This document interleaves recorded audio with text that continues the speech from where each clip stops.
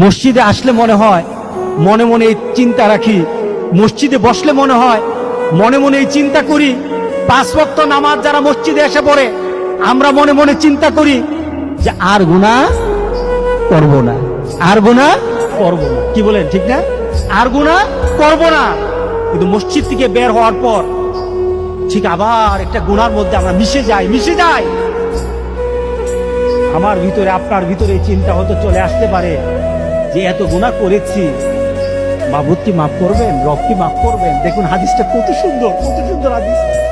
আল্লাহ সুবহানাহু ওয়া তাআলা আবার ডাক দিয়ে বলেন, সেই বান্দা যখন গুনাহ করতে থাকে এরপরে সে আবার আল্লাহর দরবারে রাব্বি আযনাবতু, আয় আমার রব আমি গুনাহ করে ফেলেছি।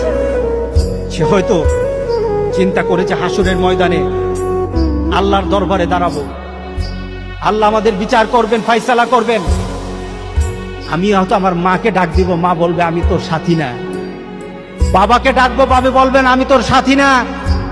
নেতা বলবে আমি তোর সাথী না। বন্ধু বলবে আমি তোর সাথী না। সবাই যেদিন ফিরিয়ে দিবে, আমি সেদিন কিভাবে বাঁচবো? আমার একটা পথ আছে, আমার একটা পথ রাসূল সাল্লাল্লাহু আলাইহি ওয়াসাল্লাম জানিয়ে গেছেন। এই পথটা যদি কেউ অনুসরণ করে মওত পর্যন্ত চলে যায়, পাহাড় সমান গুনাহ থাকতে পারে, আল্লাহ বলেন সব গুনাহকে আমি মাফ করে দেব।